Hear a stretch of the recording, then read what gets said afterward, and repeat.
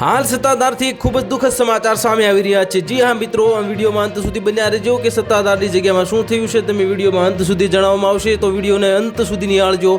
દિવસે ને દિવસે સત્તાધારના સનાતન ધર્મના વિવાદોમાં વધારો થઈ રહ્યો છે અને ત્યારે વિશ્વ પ્રસિદ્ધ એવા આસ્થાના કેન્દ્ર સમાન સત્તાધારની આપા ગીગાની જગ્યાના મહંત વિજય બાપુ સામે તેમના જ જે પૂર્વાશ્રમના ભાઈ નીતિન ચાવડાએ કરેલા નાણાકીય વ્યવહારો ઉપર એક મહિલાનું જે પ્રભુત્વ હોવાના ગંભીર આક્ષેપો કર્યા હતા, જેનો આજે મહંત વિજય બાપુએ આક્ષેપોનો જે પાયા વિહોણા બતાવી અને સત્તાધારની જગ્યાને બદનામ કરવા અને પૈસા પડાવવા માટેનું આ એક ષડયંત્ર ગણાવ્યું છે। અને સત્તાધારની જગ્યાના 6ઠ્ઠી પેઢીના વંશજે આજે અમુક પોસ્ટકાર્ડ બતાવતા કહ્યું છે કે પહેલાના મહંતો દીક્ષિત હતા અને પરંતુ શિક્ષિત ન હતા, પરંતુ વિજય બાપુ આવ્યા પછી અહીં તમામ વિકાસ થયો અને છેલ્લા 20 વર્ષમાં નવીનીકરણ થયું છે અને ગૌશાળાઓ બની, રસોડા બન્યા અને રહેઠાણ બન્યા અને હવે જ્યારે છેલ્લું કામ જગ્યાનો જીર્ણોદ્ધાર કરવાનો સમય આવ્યો ત્યારે અમુક વિઘ્ન સંતોષીઓના પેટમાં તે રડાયું છે।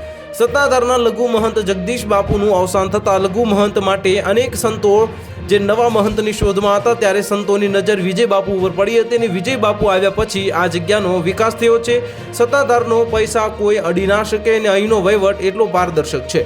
તો હાલ માટે આટલું જ, મળીશું નવી અપડેટ સાથે। જો તમને અમારા વિડીયો પસંદ આવતા હોય તો વિડીયોને લાઇક કરી દેજો, ચેનલને સબસ્ક્રાઇબ કરી બાજુમાં આવેલા બેલ આઇકનને દબાવી દો, જેથી તમને આવા સમાચારની અપડેટ મળતી રહે।